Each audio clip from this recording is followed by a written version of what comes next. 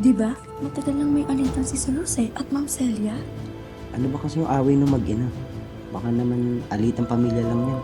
Alam mo, sa mga kasong ito, madalas, mismo pamilyang iniwan.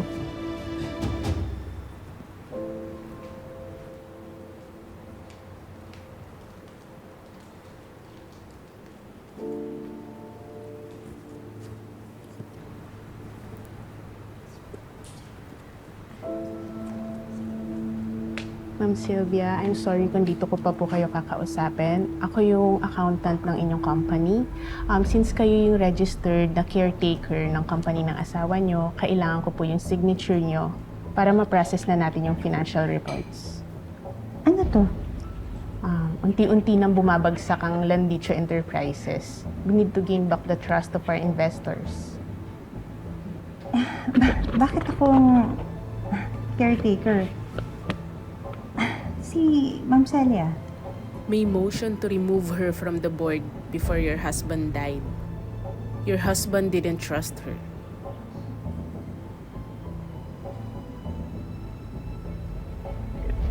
Thank you. Thank you.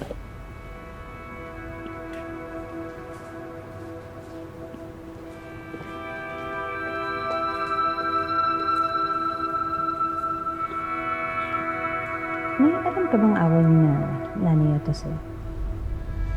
Wala naman. Bakit? May mga naririnig kasi ako na bulong-bulungan. May alitan daw si nanay ito sa'yo. May alam ka ba doon? Chismis lang yun. Pero may naalala ko nung isang gabi na bisitahin ko si Jose sa office niya.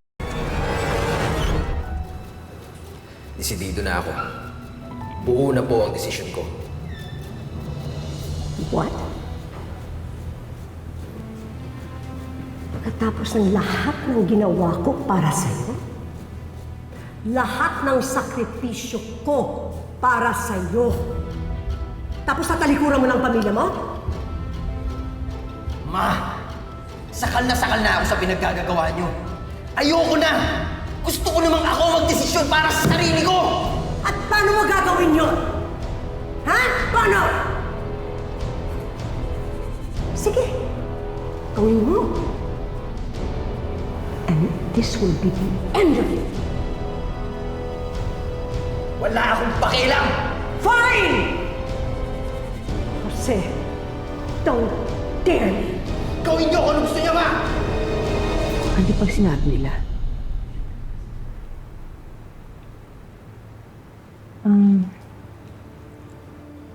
Sylvia, one of the board members of Landicho Corporation is here. Please attend to her. Okay, ma.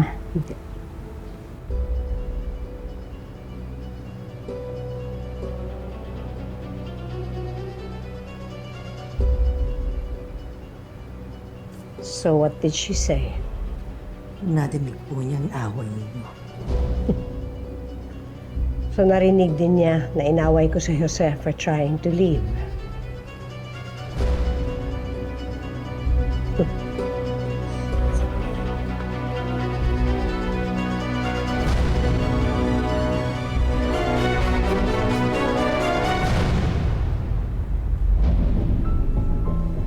I know what I heard, Jean.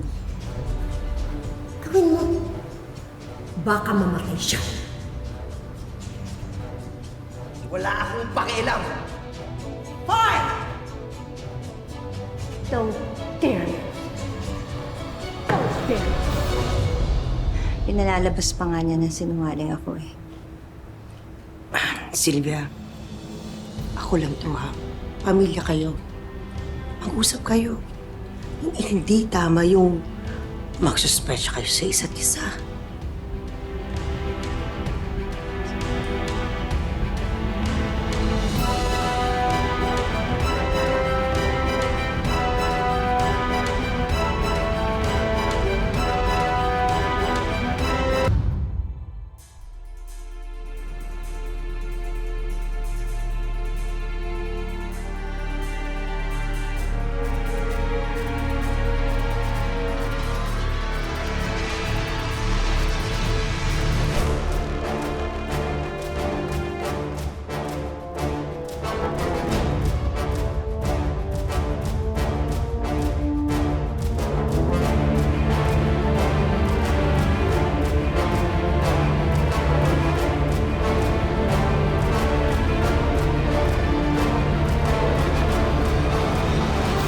Jose, tulungan mo naman akong alamin kung sinong pumatay sa'yo. Ikaw ba, Charmaine, na itinuturo si Bambi bilang salarin?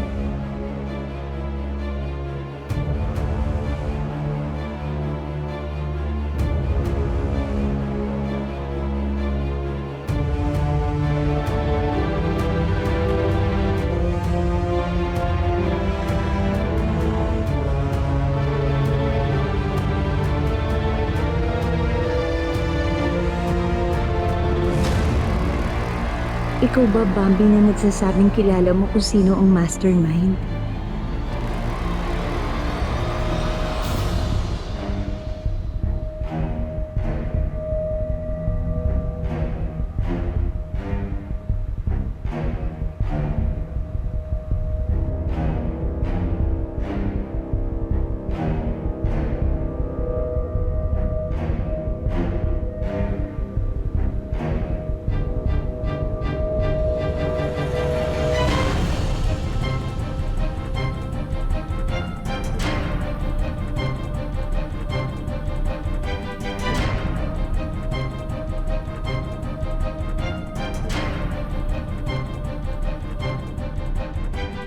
Totoo nga bang bintang ninyong matagal nang nag-aaway sina Nanay Celia at si Jose bago pa maganap ang krimen?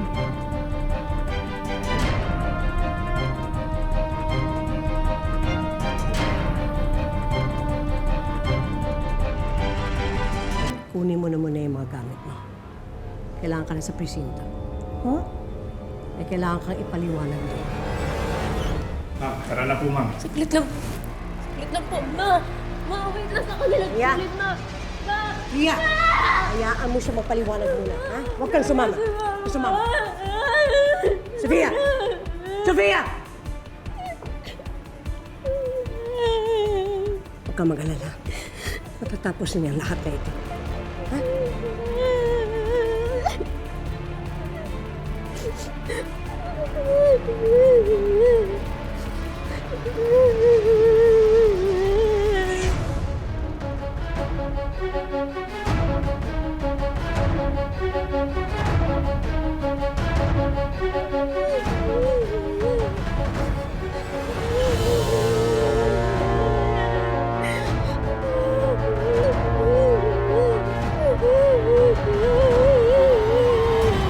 Madam, circumstantial lang naman yung kay Sylvia.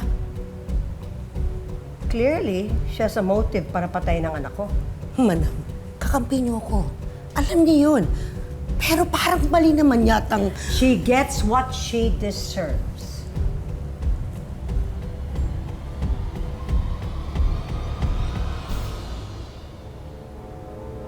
Hindi ko alam kung ano sinabi ng biyanan ko sa inyo, pero hindi ko magagawang patayin yung asawa ko.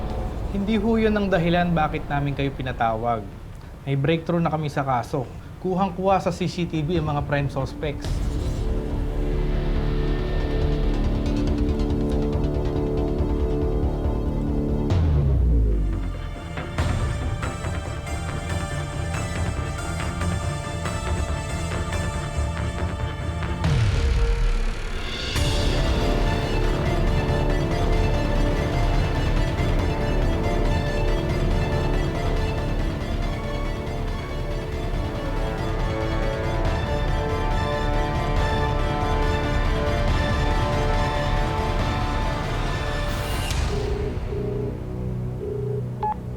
Sis!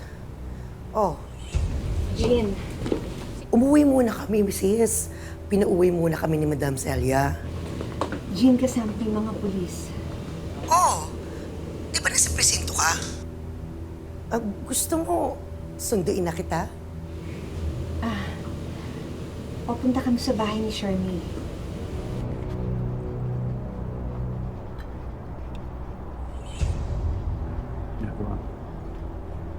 Ginagawa mo. Balik mo yung kutsilyo. Bitiwan mo ko. Masyado ko nang nakialam sa buhay ko eh. Alam ko ginagawa ko. Wala naman tayong kinalaman dun sa gulong yun, di ba, kuya? Wala naman. May warrant na. Nakita sa CCTV yung kapatid ni Charmaine. Siya ang bumaril kay Jose. Makukuha ko ng justisya para sa asawa ko.